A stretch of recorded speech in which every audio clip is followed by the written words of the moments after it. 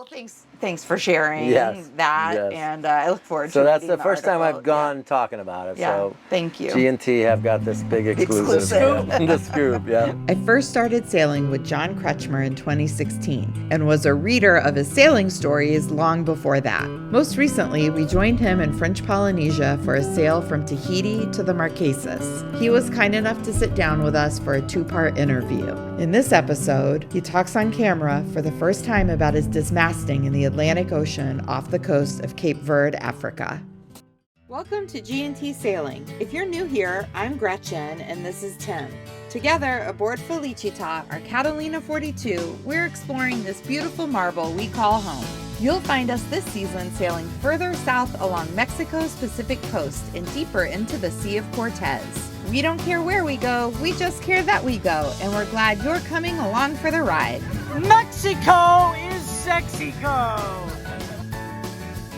All right, so the last time that we sat down together, we were sitting in the Virgin Islands about 4 years ago. Those interviews are on the channel. You can go watch them.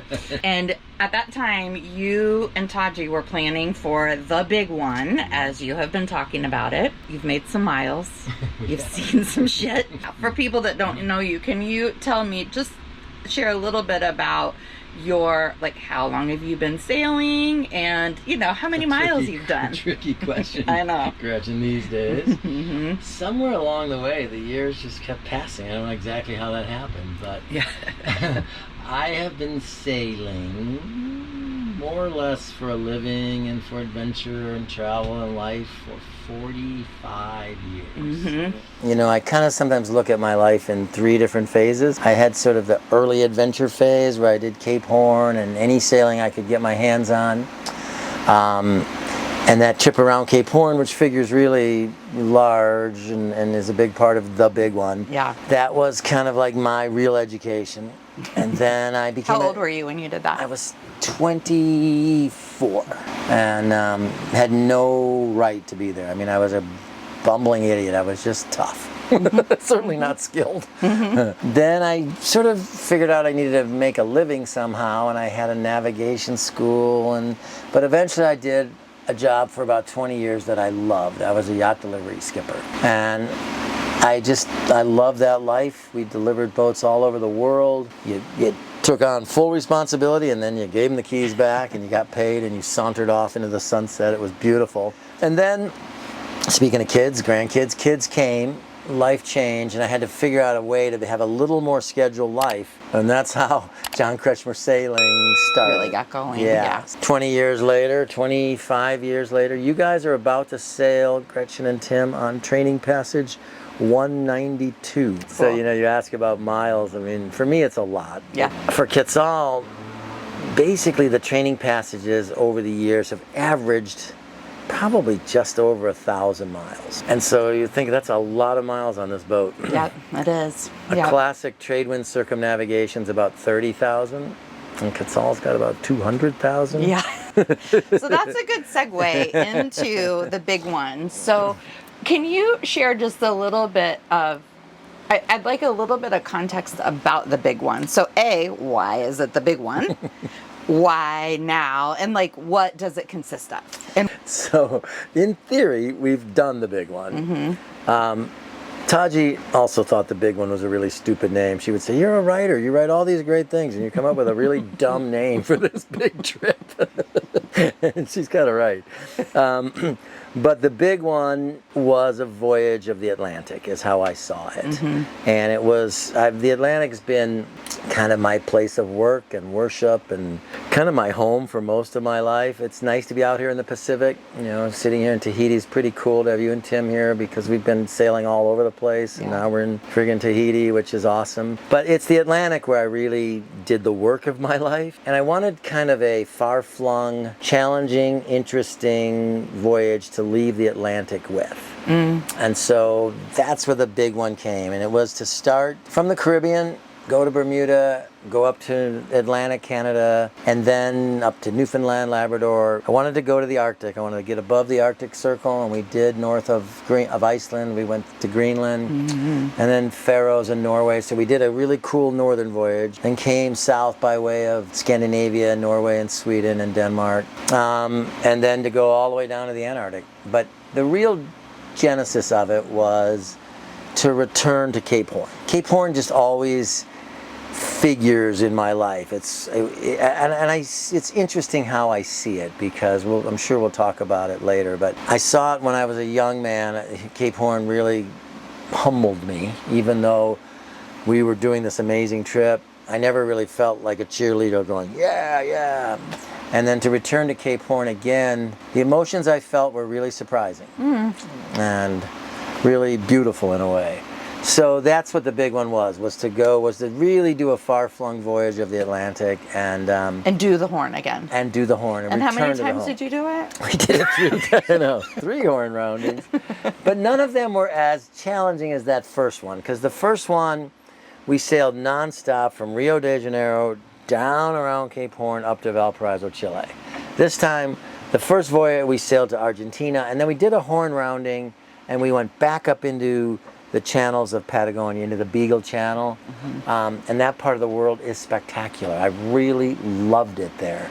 It's cold and windy and beautiful snow-capped mountains. And so we based in Ushuaia for almost 2 or 3 months. And then we made these Cape Horn roundings and made a little dash down to the South Shetland Islands of Antarctica and backs, and then carried on north through the Patagonia channels. So while they were fantastic and super rewarding and loads of fun and sometimes really hard, they weren't as epic as that original trip in Gigi where we just blasted around. Blasted around and didn't have grip files and didn't have common sense. No, we didn't have a lot of it. Was all celestial. Can you imagine? No. Actually. It's just, you think about it. I mean, celestial navigation is alive and well. 25 people from around the world are coming to the workshop in Lauderdale in December. And it's cool that it is, because I think it's this yearning to feel that connection still. Yeah. And get our heads out of the screens. But when you had to do it, it was slightly nerve-wracking for sure. Yeah. So in the question of why now? Why now? Well, you do the math in life. And one thing about me is that I have done what I've wanted to do most of my life. I've really been lucky, fortunate, and I feel profound gratitude the way life's gone off for me. But I have also been aware that a long, lovely old age is not necessarily in the cards for me, because it hasn't been for anyone in my family. Maybe it will be, maybe it won't. So there's the possibility. I am profoundly aware of my own mortality and totally okay with it, honestly. And so the idea that if I wanted to pull off the big one and then carry on to where we are now, where we're going to do the classic circumnavigation, which I never did in all of this sailing, right? This was the time to do it. I nudged over 66 in August, or 266, whatever. So I feel strong and healthy, but I'm really aware that this is the time to do it. I have a lot of people that join me on our trips who wait to start sailing way too late, and it's a wake-up call. So so the time to do it was now. I'm interested in what has surprised you on this trip. Because you've sailed a lot of miles. You've seen a lot of things. Yeah, sailed a lot of miles for sure. It's funny. It's something I think you will appreciate, Gretchen. I wanted to make this chapter of my sailing, I wanted to go back into being part of a narrative.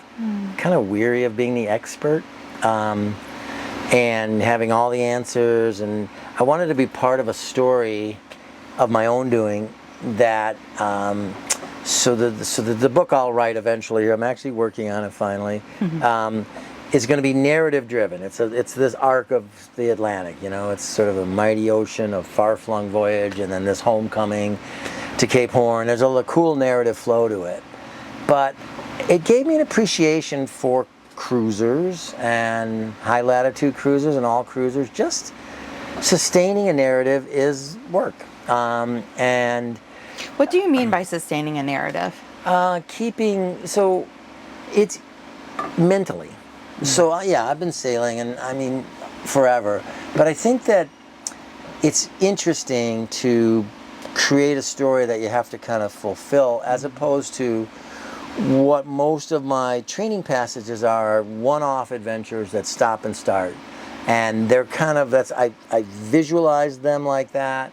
The crew, we become great friends and we move down the road, blah, blah, blah. Okay, we're going to blast our way from Nova Scotia to St. Martin via Bermuda, like put your football helmet on, we're going to go. Absolutely. Whereas this was a lot of places I hadn't been, which is fun, again, really fun. And also, I built stories into it. Like, we retraced the route of the Vikings on the northern trip. And then I've really gotten deeply into my natural navigation again on the second leg. And then getting back to Cape Horn and getting to Antarctica. Those were really big things for me, even after all these years. So keeping my head wrapped around that at the same time, having different crew join me for each leg was challenging, because they were joining part of the story as opposed to just having their adventure. Yeah. And I had to kind of involve everybody, and honestly, I liked it. And I think everybody who participated in it really dug it, because we were all part of something a little bit bigger than us. Yeah. And it was cool. Yeah. So what's been surprising? So what's been surprising, I'll tell you, it was, maybe we were just lucky, but sailing in Greenland was probably the most beautiful place I've ever sailed in terms of raw natural beauty. More beautiful even than the Shetland Islands of Antarctica or Patagonia, but not as challenging. Distances are small. In the summer, if you can time it in the summer there, the gales are few and far between. I was surprised how tough it was to sail across the Drake. The Drake is from Cape Horn down to Antarctica. You guys made a shot, turned back. Yeah, it took 2 tries, and just surprised in general how windy it is in that part of the world, how deep the lows are. The Atlantic crossings coming and going were, they were kind of interesting. The southern crossing, we had to deal with the doldrums, but they were good. I had great crew, great sailors. I guess the biggest surprise was when we busted the mast in Cape Verde. That was definitely a beautiful twist for a narrative. Not that great to live through. Not the plot twist you were looking for, but the one you got. I did have to think to myself, like, do I really need another great story at age 65? But it turned out, apparently, it was amazing. When the mast broke, it caught us all by surprise. We had looked at the chain plates, inspected them. We put a new rig on the boat in 2021. So all new standing rigging. All new standing rigging, and we did a full inspection of the chain plates. And the truth is, the way the chain plates were built in Quetzal, you can't really inspect them. We cut holes in the deck and looked at them and did a dye test. And it was basically said, there's nothing to worry about. The yard manager, who's a great friend of mine, who I would never, ever in a million years. Super trusted. Super trusted, and I trust to this day. I would never blame him at all. But we both said, they look fine.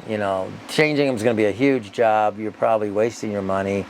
This old stainless is better than new stainless, blah, blah, blah. So carrying on, I had sort of put the chain plates out of my head after worrying about them before that. And so when one failed catastrophically and the mast toppled over, it was something obviously I'd been thinking about. So I should have probably just changed them. It's that old saying, if you think you should reef, you should reef. If you think you should change the chain plates, you should change them, even if they seem to be okay. I know you guys went through that. I'm sorry. I've cost a lot of people a lot of money with that goddamn mast going over the side. I'm pretty sure there's an episode on the channel of us changing our chain plates that we will link to here. Yeah. You know what, though? If you indulge me just a little bit. So that was a blow. There's a lot of really good things came out of that. One is that we had a brand new mast and chain plates for our great Cape Horn and Antarctica adventures and right now. But way more importantly is that it reminded me really of why we start doing this stuff. Because I was marooned in Cabo Verde for 4 months. And all of the experts told me, get out of Cape Verde, motor back to the Canaries, whatever you do. It's a great little country. It's part of the African Union. It's an African country, 300 miles off the coast of Senegal. And it is a really fantastic little place. It's become one of my favorite places in the world. And I have great friends there. The guys that worked on the boat, the girls that ordered all the parts, the Kai, the German guy that runs it. I mean, they just did everything they could to help me. Yeah. And Selden showed up. Selden was amazing. Jonas at Selden was amazing. I mean, when I called in to order a new mast, he said, we're 10 weeks out on mast builds. And he said, let me see what I can do. And he called back. And the president of Selden got behind us, and they built me a mast in 9 days and got it on a ship. So yeah, I mean, I just had incredible good fortune. Yeah. And it turned out to be not a bad place. I mean, and truthfully, I got the work done at a great, great fair value. Yeah. If they had 1 guy or 10 guys, they charge you the same labor rate. And so yeah, I mean, and it wasn't what I was planning on, but it was just another layer to the story.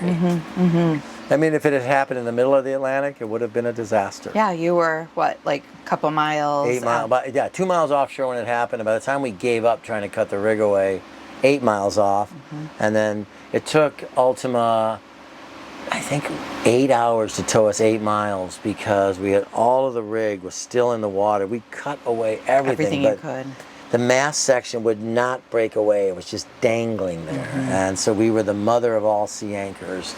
Yep. Nathan had to change the filters, the tow line slipped off. It was a lot of process. Yeah. No sea state? Yes, by the end of it, the sea state was pretty good, probably 4 6-foot waves. It had gotten a little windier, so that slowed everything down. Yeah. How were you able to keep all of the rigging and the mast such that you didn't damage the hull? So the mast broke just below the lower spreaders, and it was dangling over the side. And we were expecting it to break free at any second, but it wouldn't break free, And then we ended up realizing when we went to cut it the next day in a crane, it took us 2 hours of massive cutting to cut it free. The mast probably would have stayed up there if I drifted across the Atlantic. Yeah. So we ended up realizing we couldn't get it free. We lashed it along the side of the hull with fenders and cockpit cushions and everything we could, real tight. And so there was very little movement, and all the, we'd pull the pins, we'd thrown the rig, the furlers, we'd cut the sails as best we could. All of this stuff was brand new. Cut it all over, but it just, you can't believe how much of it's connected up. It doesn't just go away. The swivels are connected and they're underwater, and the sails are in the slot of the furlers and they're connected. You can slash and gash like a maniac, but the vast majority of it just stays there. You're like, get the fuck out of here, right? And so that's dangling there in the water. Yeah. Because we could have just motored back ourselves, but we didn't know what was down there. What was down there. And you had Ultima there, so Yeah. I mean, so we were if you didn't, then you'd go in the water and try to figure it out or So the whatever, next but you didn't morning, have to. When we finally got back, we anchored offshore the port, and then I went overboard and was able to kind of get everything clear in calm water, unpin stuff, and cut other things away, and bang out cotter pins. And so within a couple of hours, we were able to clear the rig. Yeah. If I lose this mast, I'm going to report on the record that I'm giving up sailing. I'm going to buy a vineyard in Italy. This mast and we're kind of joined at the hip. Yeah, If it goes over, very pretty. I'm leaping in with it. Anything that we should all be thinking about that was like different thinking that you had? For you guys, I think, Tim, something to think about is that the idea of wire cutters are a joke. Hacksaw. Yeah, we don't even have wire cutters on the boat anymore. Hacksaw's we a do joke have a hacksaw, too, actually. Lots of blades. That was my thinking for sure. But the problem is that things are either so loaded or so unloaded that you can't really cut them. So how about a grinder? We have a battery operated So grinder. what I have now is a really serious 110 powered grinder that runs on the inverter with a long cord with about 50 discs. Yep. And I think I could have cut through everything within 3 or 4 minutes of that and gotten most of that over We might even have been able to cut the mast at the base. I doubt it. So what's interesting looking at that mast is that where the sail track runs up, behind that is almost 2 inches of solid aluminum. So the mast itself is probably like 10 mil or 7/16 thickness wall. But this is solid, you're saying? No, but where the track goes up, it's solid. Okay. So where the mast broke, it twisted and was just hung up by that solid piece. We ended up, this crazy French guy, this wonderful French guy, Bernard.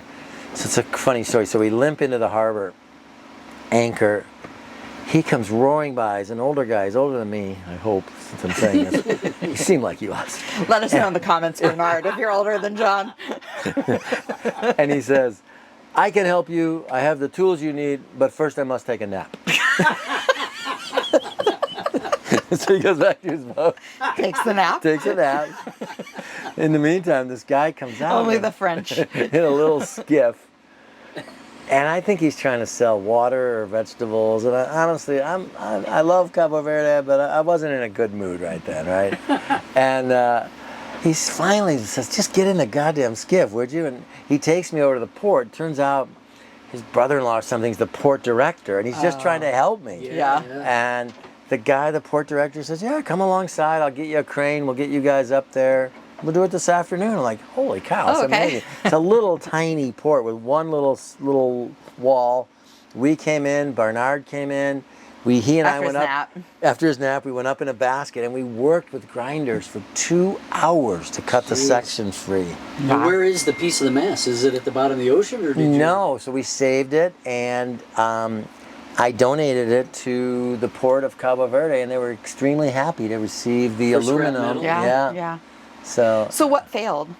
The chain plate. Which chain one? plate. This one. Yep, starboard upper chain plate, and it failed in a very interesting way that I know all about. It goes up through the deck, and it's just a channel. It's a 4-inch wide by 1/2 inch thick stainless steel channel. It's massively strong.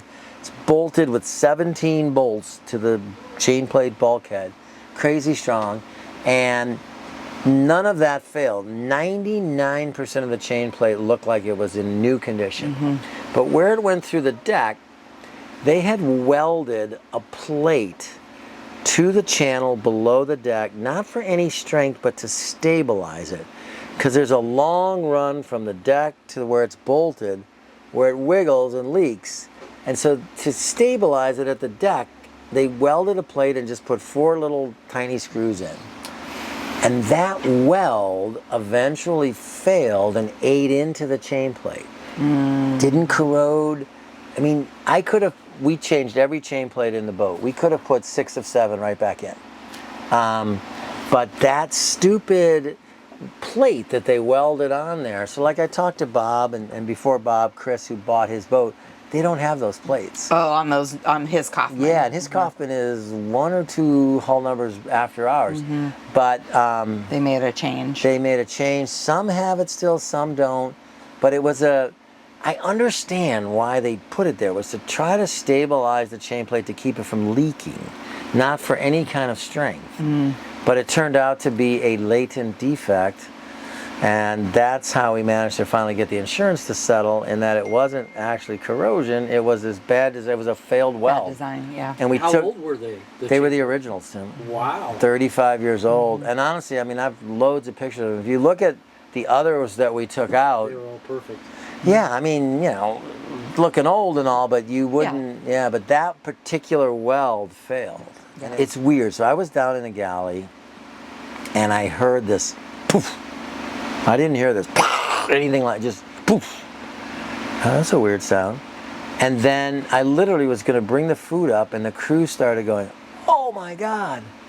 And then the starboard chain plate just flew up in the air, fluttered around, and the mast went, oh. It fell to port? Yep. And apparently... What time of day was it? 2 o'clock. Yeah, not the middle of the night like everything. Yeah, exactly. That's another good thing. Yeah, apparently I got up there and I looked at them, and they're all looking wide-eyed, and I looked forward, and I said, that's not good. I can just see you saying that. One thing I have to really give a shout out is the crew were amazing. They were absolutely nobody panicked. Everybody was on top of it. I had a fantastic crew. But that's because of you, because you don't panic, and you've said this before, that you keep everybody else calm when you stay calm. If you go start losing your shit, we're probably all going to go, oh, man, if he's losing his shit, there's something really wrong. I had this Russian guy sail with me, Sergey, a young guy, and he would call me Mama. He would say, if Mama's happy, I'm happy. If Mama not happy, I'm not happy. But you've passed that on to Gretchen, because I think that's exactly how you behave. That's a good way. I'm more prone to like lose it and like I don't know, you spin out of control a little bit. Yeah. And Gretchen does keep me from spinning out of control. You passionate Irish. Yeah, no, for sure. This was an instance where staying calm was definitely important, and I think it's a lifetime of sailing experience too. I mean, I was thinking, oh boy, there goes the big one. There goes a lot of stuff, but the dollar sign. You're like, okay. So talking about the big one. So what delighted you? We talked about what surprised you, what challenged you. What delighted me, honestly, Gretchen, was the awareness of the crew of how much this meant to me. There was a lot of good juju then, and having overcome the mast disaster, it felt good. Yeah. Cool. That's a good place to leave part 1 of the interview. Join us next time as we pick John's brain about dealing with the realities of making ocean miles. And check out the sailing channel Sailing Haldus to see live footage of John's dismasting as it unfolded. It's incredible footage. And we hope to see you next time here on G&T Sailing.